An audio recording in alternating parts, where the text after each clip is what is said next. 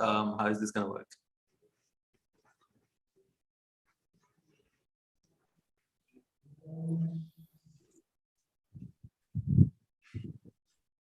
Hey, hi Nirmal. Hey Siddharth, what's going on? How are you? I'm good, man. I'm good. Good to see you. Yeah, Same here. Hello. Hey guys. I guess a bunch of you might be just like waking up, right? Like getting right out of the bed into the Zoom call. I've been there. So it's totally fine. Cool. I'm very excited to be here, as you can see. Prashant says yes, he's getting out of his bed into Zoom call. Cool, man. So thanks everyone for being here. Feel free to keep your videos on. I would prefer if they're on because I'd love to get to see everyone, but it's totally up to you. You don't have to worry about how you guys look because I've been on those Zoom calls as well. I'll give you a quick overview. I'm excited to be here. I had a pretty long day, so I didn't get a chance to create a formal presentation or deck.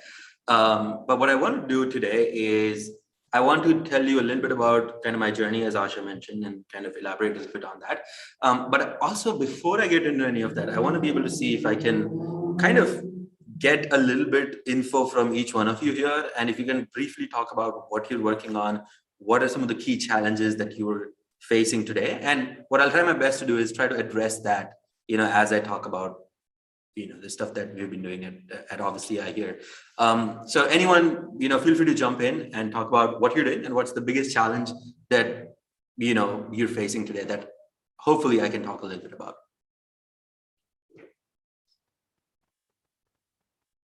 I'll go.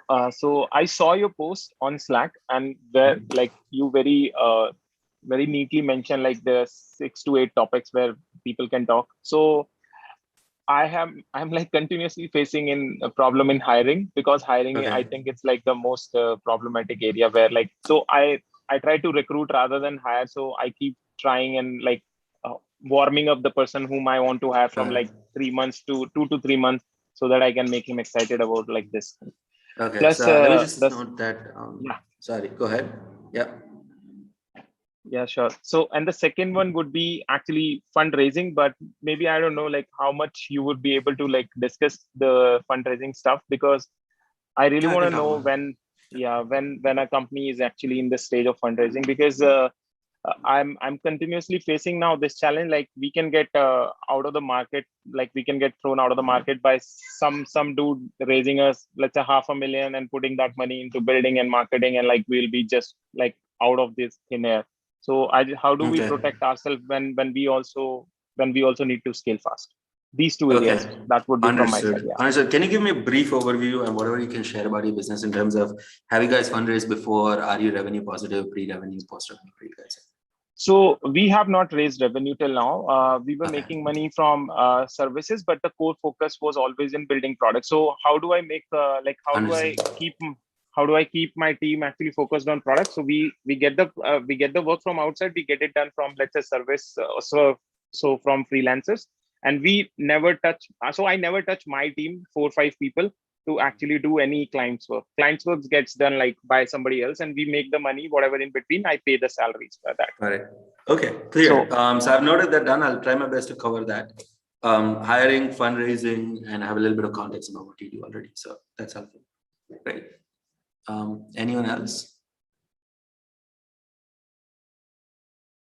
Yeah, I think I have similar concerns around fundraising. So I'm running an edtech firm with pre-revenue stage, and just trying to navigate and figure out, because there's so much like conflicting responses you hear.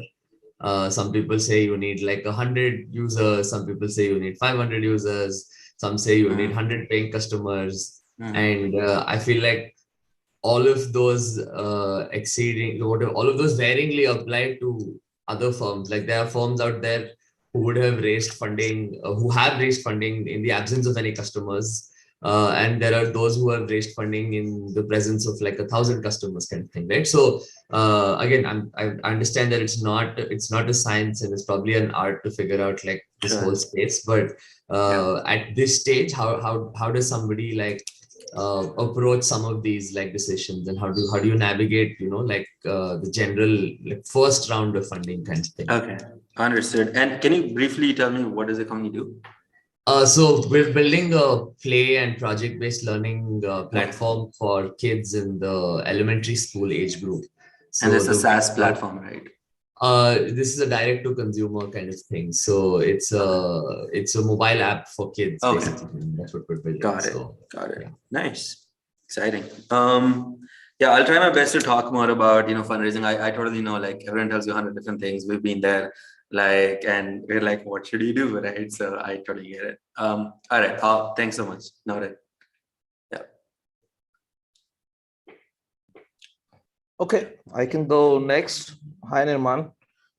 Good morning, evening. All right.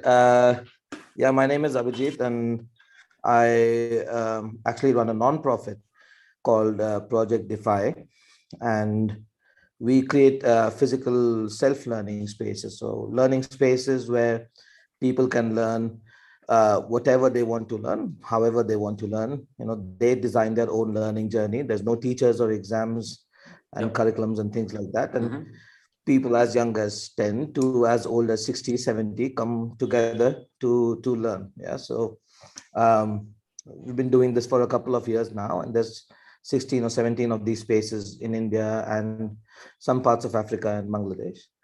Now, the challenge we face is not exactly money, but the precursor of money, which is talking or having a conversation, where the understanding on education that people have, or how much they care about it, varies between who you are talking to. So with someone you might talk to, all they might care about is, all right, the biggest problem with education is there's not enough kids in school.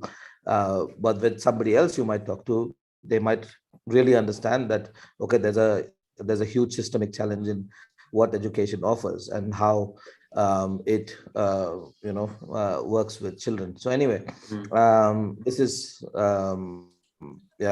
I would say typically the biggest challenge, which is how do you get to talk to your potential customers? Is that correct? Yeah, you could say in that. Yeah. Got it. That makes sense. All right, thank you. Yeah, I think I'll go next. Yeah. So I'm Ozaal Disha. I'm from Pakistan. I have an edtech startup called ClassNotes. We help students prepare their standardized tests. So we figured the traction part out. We've helped more than 7 million students in the past. We've already been in the Math Challenge Accelerator in Austin. We were recently in the final interview of the Y Combinator, and we received an email from Michael Siebel to apply to YC. So the traction thing is good. The challenge that we're currently facing is increasing our conversion rate. So we have the conversion rate is not proportional to the growth rate that we have. And one of the reason is we are using a freemium model. And we're finding it really hard to monetize the product and, push a lot of students from free to paid users. I think we talk about your revenue today. So our monthly recurring revenue at this point is 8,000. But we want to at least push this to at least 35. And we were given a number actually.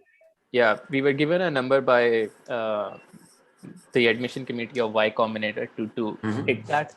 So as soon as we can hit that number, they told us to send an email, and we can basically get in there. And that number is currently our goal.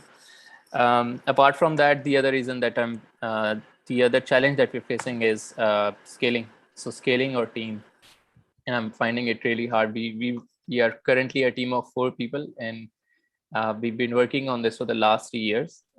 However, when I think about hiring 10, 20 more people who are as loyal as this core group is, it's really hard finding those people. So that's the other challenge that I'm facing. Did you ask YC guys that when they said that hit this number will take you, did they ask them why that number? Yeah, so that number actually is considered a good conversion rate. So if you have a conversion rate of 3 to 5%, it's considered really good, right? But if you are below that, there are some issues with monetization apparently. So how long have you guys been around? So we started back in 2018. It's been almost 3 years. We helped a total of 7 million students in this time period. Got it.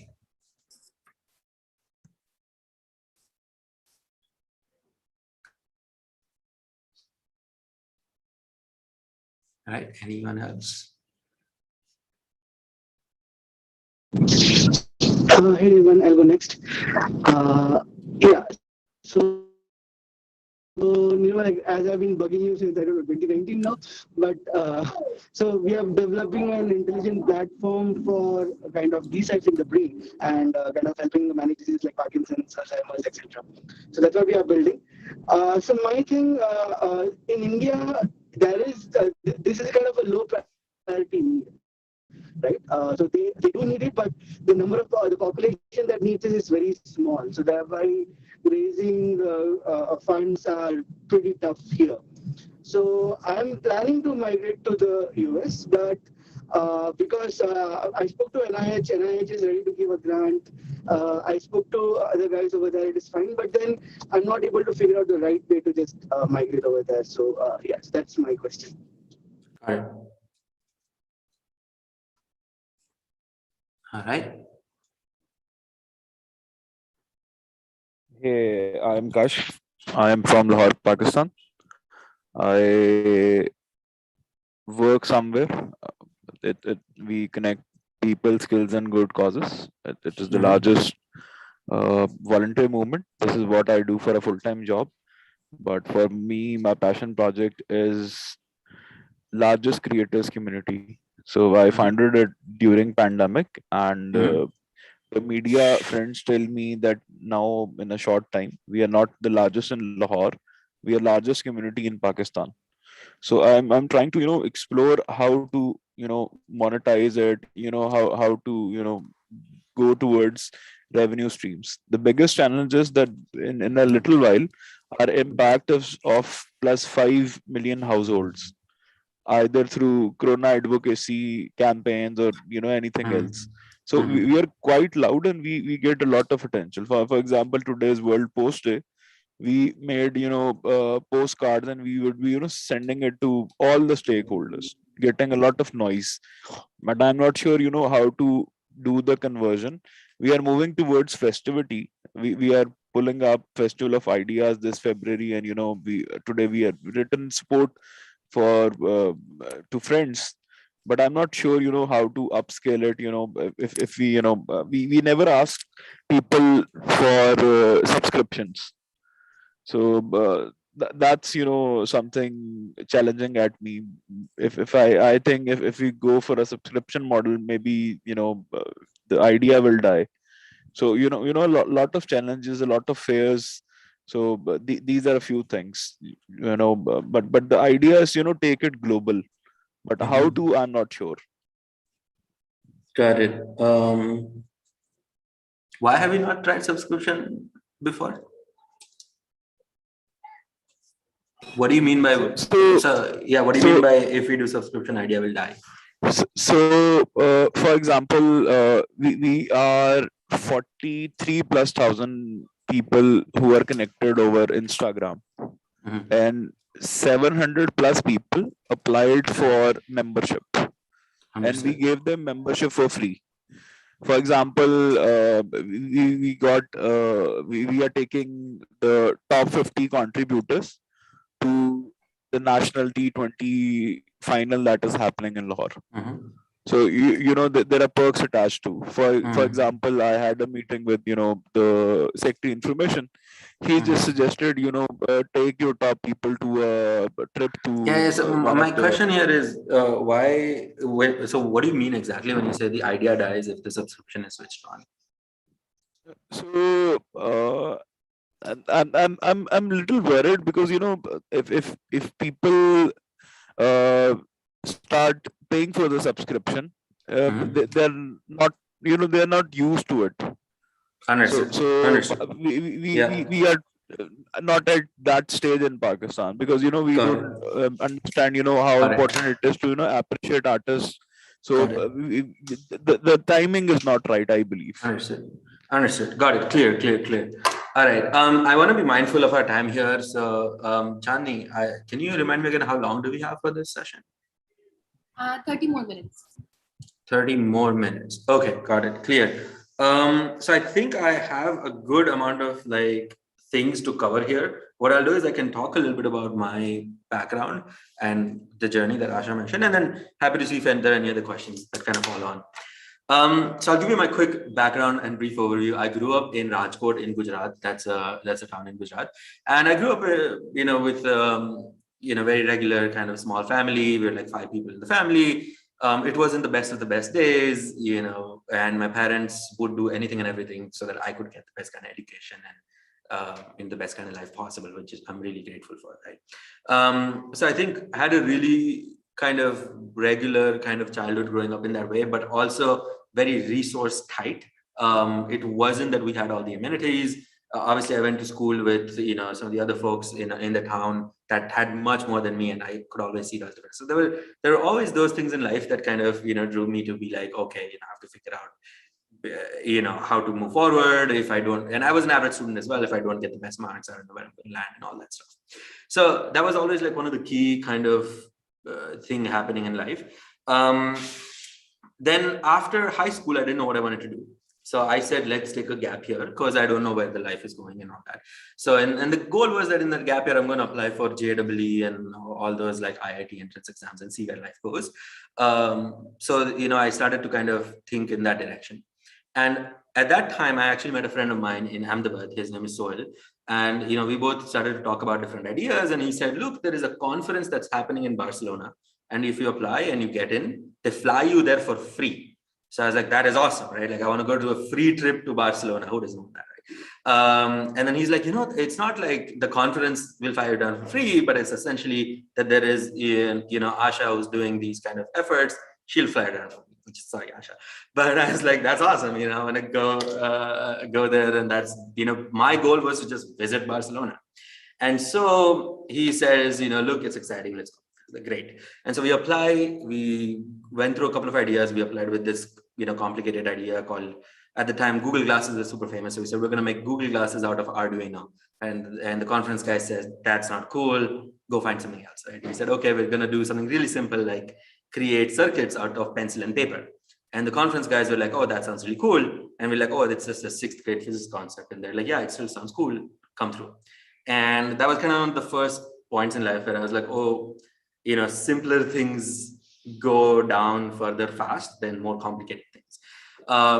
So that was pretty interesting. Eventually, we ended up at Barcelona, and that was the first time where I actually met Asha. So I think that was my first introduction to her through Sohail, who was also previously a Rajeev Circle Fellow. And we started, when we were doing our workshop there, we were working with kids. We were teaching kids how to use these pencils to light up these LEDs and bulbs and things like that. And all of them said, oh, this is super exciting. And their parents came up to us and they said, this is very exciting. How much should we pay for this? And we said, what do you mean pay? Because it was essentially just, a tiny pencil, a button cell, an LED in a plastic bag that we had carried from India. Right. And we're like, what do you mean pay for this? Like it costs us like 5 rupees to make one. Right. And they're like, yeah. And we're like, okay, great. Pay us 10 euros. Right. And all of a sudden we were like, oh shit, like people want to pay for this and we have some business going on. And so that was pretty exciting. We made a couple of, couple hundred euros there, which was very exciting at the time. And then we come back to India and we're like, okay, this is exciting. We have to do a full-time business out of this thing.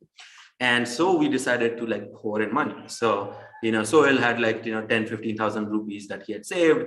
And we both got together and we said, okay, we're going to create a bunch of these, high profile, good looking, these kits that look like a Lego kit, but for electronics. And we're going to make it for kids. And so we made a bunch of those. We made about 500 of those. And we said, and this is exciting. Let's start selling. Let's build a beautiful website and let's try to push it out in the world and see how it goes. And it turns out that, we had this great website. We did a little bit of marketing spend here and there, but nobody wanted to buy. We went to parents and we said, do you want to buy this? And they're like, no. They're like, yeah, if you can give one. And we got a couple of people to buy, but they were just kind of buying because, we were being too persistent about it, or like we were just they just wanted to be nice to us, 100 rupees ke liye kisko chalna hai, right? Like, so it was like people were like, okay, let's go, we'll buy this stuff. So, but it wasn't like people genuinely wanted this for their kids, or the kids got excited or something like that. So at that point we were like, what should we do, right? And at that point we decided we'll go present at Maker Faire, which is an event that was happening in Ahmedabad, which again coincidentally was something that was led by Asha at the time, right? So and so you can probably see in all of these things, right, like all the work that Asha did directly or indirectly has played a pretty significant role in how things have in the journey that has been so far. So I think, so I was at Maker Faire, I was presenting, we had these long days, we just, stand all day and keep saying the same pitch over and over again. It's exhausting. And one of the person at Maker Faire that came through was this person who led Intel education in India, and she led initiatives for that. And she said, look, we want a bunch of these kits, can you deliver it to us? And we're like, oh, this is awesome. We're like, great. I mean, I'm sure we can deliver. How many kits do you want? And we had 500. So we're like hoping, she'd take like 10, 15, 20, right? And she said, we need 2,000 of these, or sorry, something like that, 2,000 or 5,000 of these at the time. And I was like, oh, okay, that's crazy, right? Like we don't even have any of those. And we're like, okay, we could probably make it, right? So at that time I'll be like, okay, I'll just say yes, we'll see how it goes. And she says, I said, when do you want it by? And she says, when can you give it to me by? And I was like, well, I don't know, about a month down the line or something, because it took us a week to make just 500. So you can imagine like thousands of them would take a while. And she said, no, I want it in a week. And now for the first time, we had a first serious customer that wanted a shit ton of what we were creating in a week. And we were like, oh, like, shoot, like, how are you going to make this? And so I called up my co-founder at the time. We were like, holy shit, how are we going to do this? And eventually we decided to go to his house that was in Baroda at the time and said, we're going to get a bunch of these manufacturers to build boxes and LEDs and all that. We're going to start assembling it ourselves. We'll see how it goes. And her dadi at her place at the time was like, hey, I know a bunch of different dadis in the neighborhood. We're all going to do a, dadi kiddie party or something like that. And we're all going to sit down and, help you create these. And all of a sudden we had like, 50 grandmas in the room kind of, making these kits together. And that was very exciting. After that, we went on to partner with a couple of other firms. And eventually that was the first time I actually learned what it means to build and deliver a product. I also kind of for the first time realized what it means to build a team and what it means to kind of do things fast enough in a time frame that you've never done before. So it's a really good experience in terms of learning. Spent about an entire year, which I was hoping to prepare for entrance exams and doing this. And because of that, I ended up at MIT where I did at MIT, I briefly worked on entrepreneurship. And then I moved to Hampshire College where I did machine learning and behavioral economics. And that's kind of how I arrived to the US on a full scholarship because of all these cool things that I'd done in the past, which colleges feel like it's really awesome, but only the grind that you go through. So it's kind of interesting that way. Anyway, so I think it was fun, exciting, ended up in the US. And at that point, I was studying on a bunch of different, topics, wanted to come here for computer science, but eventually ended up doing behavioral economics as well, which was also exciting. And so then after that, there came this point where I was like, every other college student was like, hey, go out, get an internship or a job. I was like, what is this going to look like? So I didn't want to apply for jobs because I hated filling out those long forms. And I'd go to all these websites and they'd be like, okay, you want to apply? Like fill out this long form. And I'm like, how am I going to, this is too much long forms and how am I going to apply and all that stuff. So I was like, itna time किसको डालना है, right? मेरे को तो फटाफट apply करके फिर अपना game खेलना जो भी चल रहा है. So I was like, okay, so I decided to go to Sequoia's website. And at the time I knew that it was a pretty prominent fund. And I said, let's look at the top 10 companies that have been funded. And I reached, and the companies that I like, right? I didn't want to just, look at a bio company or something that I wasn't excited about. Not to say that bio companies are bad, so FYI. So I think I reached out to a bunch of different companies that were exciting to me. I actually remember I reached out to about 10 of those that were pretty solid. They had just recently raised their seed or Series A. So they were actively hiring. They were really excited to look for new talent. And we were excited. And I was excited about the company, right? So I emailed them, and about 3 of them replied. And one of them replied and said, Nirman, we're not hiring for a full-time role, but if you would like, sorry, we're not hiring for internships, but if you'd like, you can apply for a full-time role. And I'm like, haha, I don't think I'm going. And then he said, before that, he said, you can apply for a full-time role. College is for suckers anyway. And so that's where I said, haha, I don't think I'm going to drop out anytime soon, but can you make me an exception? And we started talking slowly. He said, why don't you come by?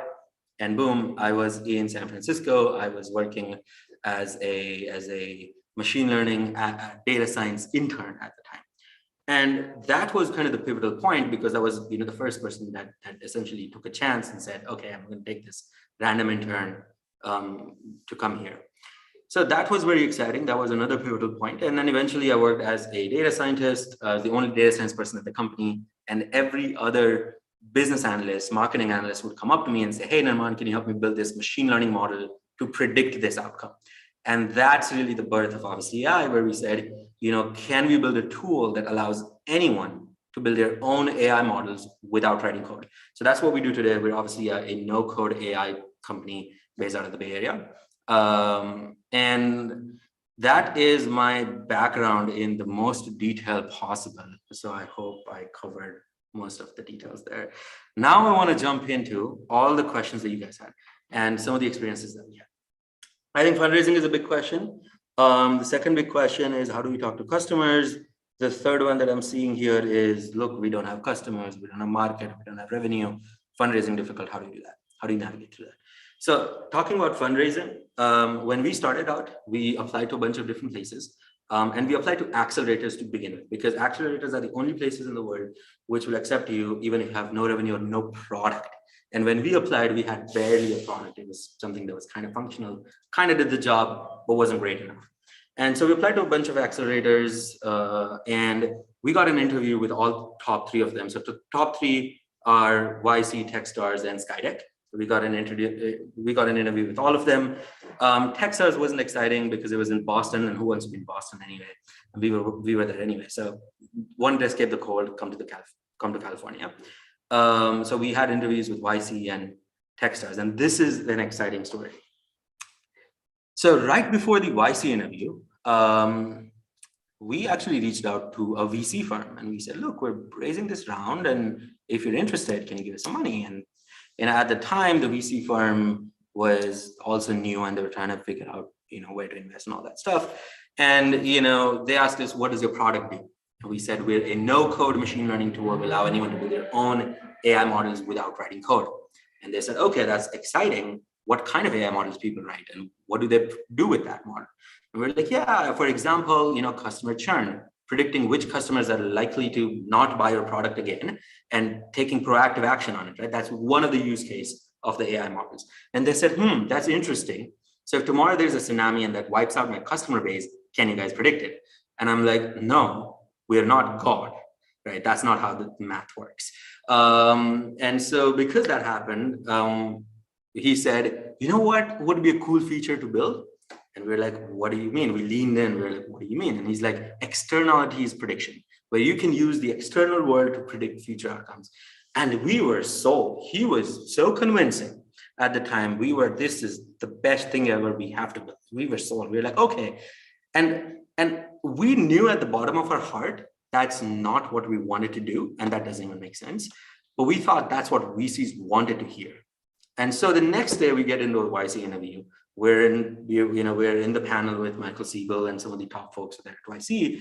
And, the interview is going really well. Everyone's excited. Everyone's leaned in. They're like, yeah, this is great. It's great. And the last question they asked me, they say, what is your future roadmap like? And I said, well, we think we're going to build externalities prediction. And everyone just leans back. They're like, what the hell do you mean by that? And we're like, yeah, you heard it right. Externalities prediction. And they were like, oh, that just doesn't make any sense. Does your customers want it? How do you know? And we're like, we don't, right? And they're like, get the hell out of here. The next interview we had was with Skydeck, which was an accelerator as well. And it was the day right after, and we were like, oh my God, we don't know how this is going to play out. So Skydeck asked us the exact same questions. We're going through it. We're like, this is going great, this is going great, this is going great. Last question, what is your roadmap? And we reflected for a second there and we said, we don't know. We don't know what the hell we're going to be building next. We'll figure it out. We have a couple of customers in beta. We'll see how it goes. And immediately, almost instantly, the 15-minute meeting that we were supposed to have with Skydeck went on for 1.5 hours. And, regardless to say, we got into Skydeck.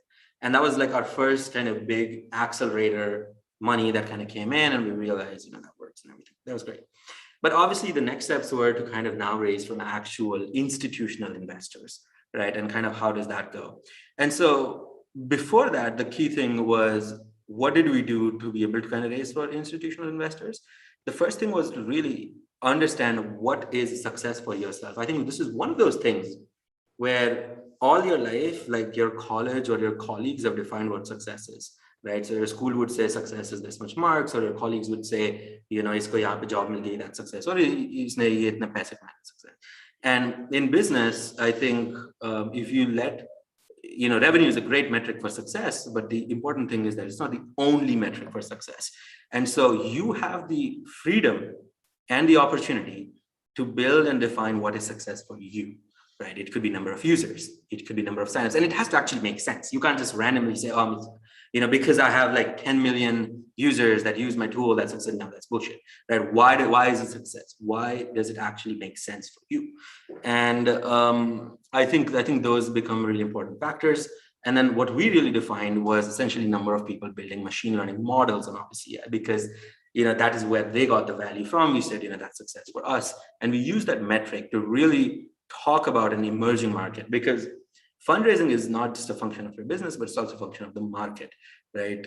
You could be making $100,000 in revenue in a market that's emerging, which is much more important and exciting than building, $10 million in revenue in a CRM software market, because that's already established. Anyone can come in, there's so many fishes in the sea and get to like a couple $1 million in revenue, right? So you have to think of it in terms of a little bit of context of like, what market am I in? And in context to that, is this an emerging market? Has this never been done before? Am I creating a category?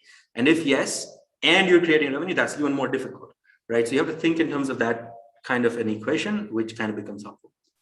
We went on to raise our next round.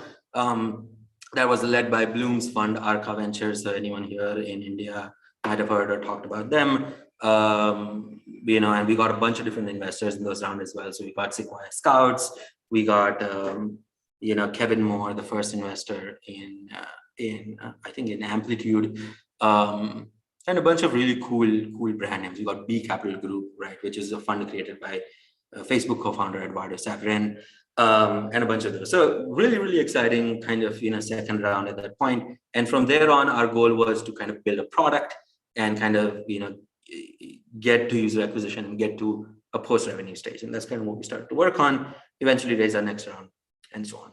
So I think the overall idea there is you define what success is for you, try to double down on that. That's kind of what worked for us, but obviously what worked for us wouldn't work for you. Now, I know I'm splurging a lot of information and there are still questions I haven't covered yet. So I want to pause here to see if anyone has any questions, and I'm happy to talk more about it.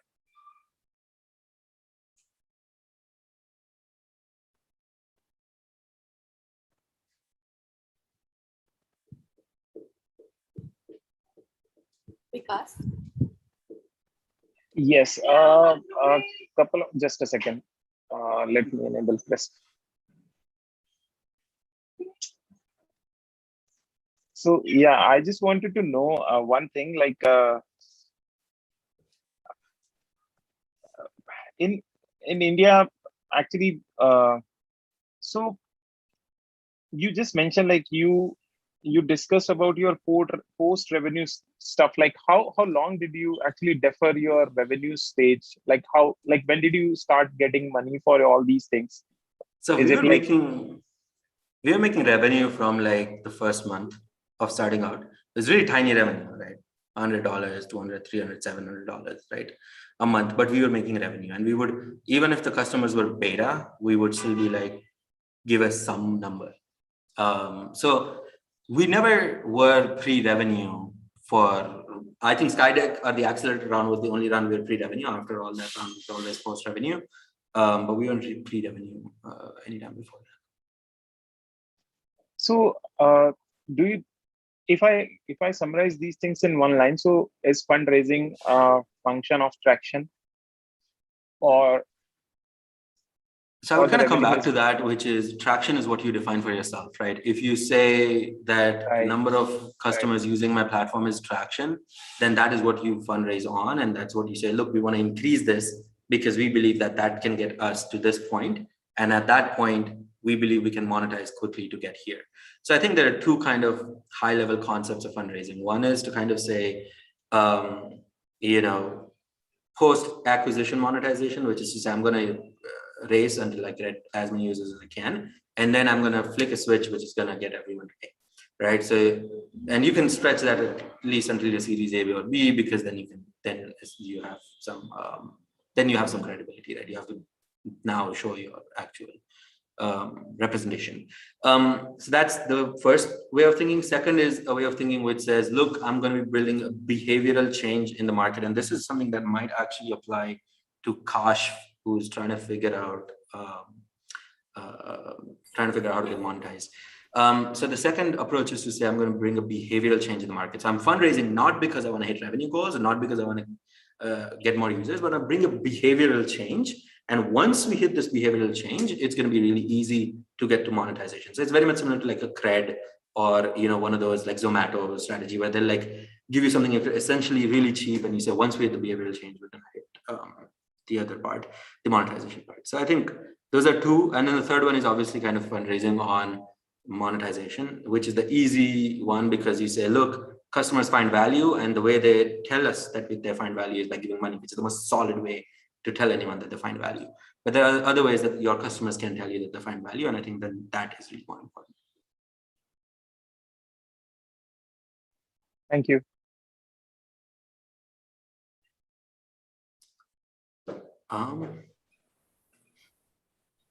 Cool. Yeah, I know I go really fast sometimes. So if you guys want me to slow down or talk more about something specific, let me know. Yeah, Asha, see you back at home. Yeah, I think that's pretty much it. High level. I'm trying to figure out if there's anything that I should be touching that I haven't yet. Hiring was a problem as well. I think because that's going to be an ongoing problem. I feel like even we face that problem today. I think there's no set solution to it. It's just finding people that are passionate and excited and really just growing with them. Or probably I haven't found a solution yet. And when I do, I can tell you more about it. Yeah. Actually, the subsequent question after hiring goes to maintain the culture, because I don't know, like these two are like variables which go like in opposite direction. When you want to hire, like how do you maintain the culture as well? So that's pretty interesting because when you hire the people that are really excited and passionate about what they are building, their own craft, right? So you want to hire craftsmen.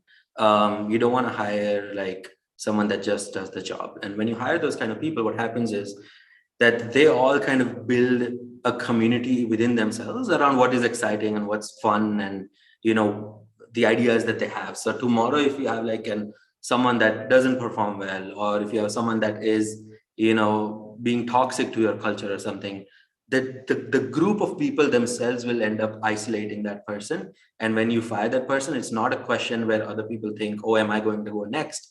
It's really people are like, oh, this is great, let's just move on. Right. And thank God, let's move on. So I think that kind of culture becomes really important. How do you build it?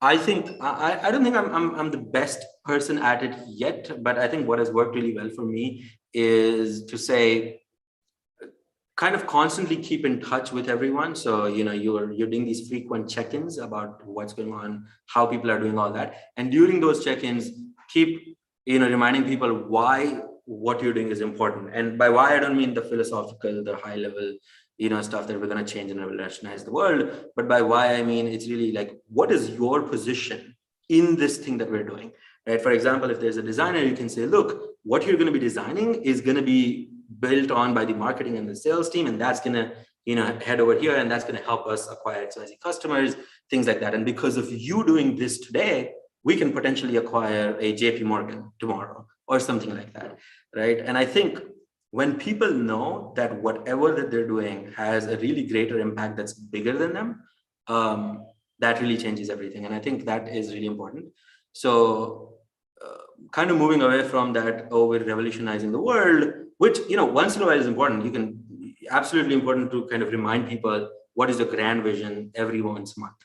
But every week, every day, it doesn't make sense. So you have to kind of give them a full picture about, look, you're not a cog in the machine, and whatever you're going to do is going to domino effect to the future. I think that really keeps people motivated.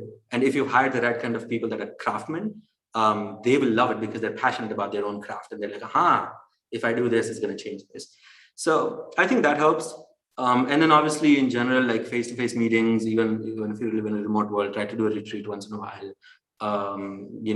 Get them to connect with your network. As founders, we have this really good network of investors and people like Asha that we have in our group. And if your team can get to talk to Asha or other people that you've connected in her network, that always excites them. Today, just in office, we had the co-founder of Box who came by, and everyone really loved that. So I think those kind of things also are super motivating. Super cool. We'll definitely follow that. There are some actionable advice. I'll try to do those. Thank you. Yeah. Nirman, how many people are you guys now? We are 20. Okay, Yeah. Very nice. Yeah. And are you the CTO or the CEO, or what's your role? I'm the CEO. Yeah. Oh, very nice. Congratulations. So far, nobody has fired you, huh? Not yet. What does the board look like, Nirman? So we're 3 people on the board. Me and my co-founder, and we have one of the investors that led around. Very nice. Very nice. What a journey, Nirman, huh? First time I met you, you had just arrived from Rajkot. And, just so the team knows, when I first met Nirman, I discovered that he was a youngster, 15 years old, but he had written this program, the software. He had written some code and put it up, I'm not sure, GitHub or something, and he had 1 million downloads.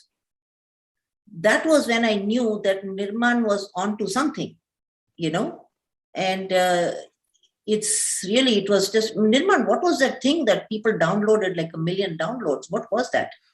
There are a bunch of different programs that I created. There's all like fun programs. We had something called Hibius that allowed people to send emails with someone else's name on it. We had WebEx, that was a new kind of web browser. So a bunch of those tools, yeah. And I remember speaking to his mom, and saying, how long has he been programming? How did he get here? And his mom wanted to find out, he's coming all the way to San Francisco for your fellowship. Is he going to be okay? That kind of stuff. And Nirman, look at how far you've come. We're still starting, honestly. Like, I've had so many experiences that every day I get to learn so much. But if you look at some of the top companies in the world, we're not even like close, right? So I think it's exciting, but it's still starting. That's okay, Nirman. You have to keep, you have to believe, that's where you're going to be. Yeah. You should not doubt for a second. The secret really of success is a belief that you're going to do well, you're going to, whatever you can imagine, and then stay focused on that. It will happen. So one shouldn't let doubt come in, Yeah. And it will happen. It will happen. I mean, you guys are onto something. So did you guys have to pivot a couple of times, Nirman? Yeah, we made a lot of like tiny changes and pivots. I think when we started, we were a natural language prediction software. So people would type down this long sentence about which of my customers are likely to buy again. And then our system would predict and give them a list. And we quickly realized natural language, nobody really cared. It was cool to kind of tell a story or pitch to investors, but customers didn't really care. And so I think while we were in the middle of our second round, we pivoted. And we told our investors, look, although we pitched you this just 2 days back, like we're deciding to pivot, just so you know. And investors were pretty receptive because, you know, it was just that they liked the fact that we listened to some of our customers. And I think that really played out very well, because now we moved to like a completely no-code machine learning software. Moving away from natural language was hard at the time because lots of developers had put so many hours and wasn't sure if it's going to work or not. But I think that was super helpful. Yeah. So that was, I think that was my big pivot as far as I remember. The Imtiaz has a question. Yeah. Hi, Nirvan. Imtiaz here. I'm also from Rajkot. Oh, nice. Yeah. So I'm also. Yes, who Rauchu, like I'm coming from like little middle class area. So I'm living in Bhagwati Para, one of the area in nice, Rajkot. nice. Okay. So I studied in Dholakya school and then like nearby university. So currently I'm working as a startup at IIT Gandhinagar. Okay. Oh, very nice. Imtiaz, I didn't know that, by the way. I'm talking to you also for the first time, by the way, Imtiaz. Thank you for. Yeah, ma'am. So it's been like 2-3 years. I'm trying to connect you and like trying to meet you, but yeah, it's fine. So currently, recently we have raised some funds from the government of Gujarat, and we have some onboard like mentors from Silicon Valley working with Qualcomm. So so one of the like good thing I hear from you, like I'm also working with the deep learning. So currently we are facing with the GPUs, availability of GPU. And recently we just buy like 3090 GPU with like 2.5 lakh rupees worth with a single GPU. So how do you like, you guys are managing with GPUs? So we don't do any deep learning. We only do simple machine learning models. So that's one of the coolest part, because when you think about business problems, right, that the kind of business we work with, they have problems like customer churn, upsell, cross sell. They have other problems like we work with micro lending companies that use us to predict who will pay, you know, credit card bills on time and who's going to default on their loans. These are problems that are solved by simple learning, machine learning models, not convolutional neural nets or deep learning models. And so that's why, you know, a lot of the work that we do is insanely less compute cloud heavy. And we have a system that makes it really, really easier to do that in a very less time. So I think overall, the kind of models that you work with, I totally understand that require like heavy duty GPUs, but we've just kind of designed some of the work that we've done in a way that we don't need those heavy duty GPUs. Okay, so I think like you are more working with the networks, designing networks. Neural networks, logistic regression, naive Bayes, random forest, that kind of stuff. Yeah. Sounds cool. Yeah. Imtiaz, for you, I think so. There is one data center from India, Yota. I know the CIOs and these people. They have actually came up with a service called like high compute machine as a like on the fly, and they have like pretty cheap prices. Rather than you buying the stuff, they give you this like the way Mighty is working right in US, right? And so you can actually do all these deep learnings, and they essentially did it just for this task only. So you do not pay this heavy cost of 2.5 lakh rupees out of your pocket. Maybe you can just pay the rent out of it. Will that work for you? Because I can connect you with them directly, and that will help you. Sure. So like one of the things like I want to share, we got credits from like this startup school and YC program, and some of the program from Microsoft and Amazon. But thing is like in India, everyone needs GPU, right? So it's about like unavailability issue. Yeah. No. So I'm saying this like let me actually work out with you what sort of GPU that you require, and they do have it in their machine or not, because I know like they wanted actually get this NVIDIA 100 or something, and recently they had something other one, right? So if that will somehow if it gets settled, I'll connect you with them. Otherwise, like you have to buy. No other option. Yeah, sure. Like yeah, we can try it. Yeah, sure. Thank you. Thank you.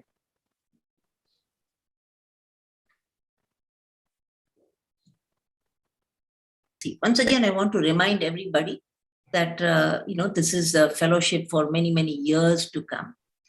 It's not about achieving something in the next few weeks. So Imtiaz, if I happen to be in Ahmedabad, I'll call you. Maybe you can come by and meet me if I'm there, October, November. So we are all going to, a lot of you are going to be, doing some pivoting, rethinking, so on and so forth. But because this is a journey for the long haul, just want you to know, that this is something where we'll all be together on this, on various things for a long time. Also, if any of you comes to San Francisco, you'll have access to people like Nirman, Sarthak Jain, Nirman, Sanvar, all these even ex-fellows who are here now, so that it's really, in fact, I think that's way more valuable than even the mentors, to be honest. But, just so I want you to know that there is, this is a long haul, long journey. Okay.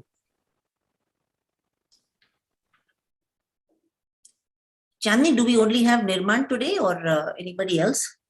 The first part, we only have Nirman. The next session begins at 8 p.m. So we have 4 sessions in the evening. Bhavya Atul will be doing a Kickstarter session first, and then we have other events.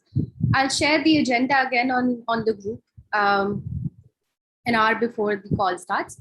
And tomorrow morning again, we have a session. Tomorrow evening also we have sessions. Okay, and Chandni, is it the same link, the same Zoom link, Evala?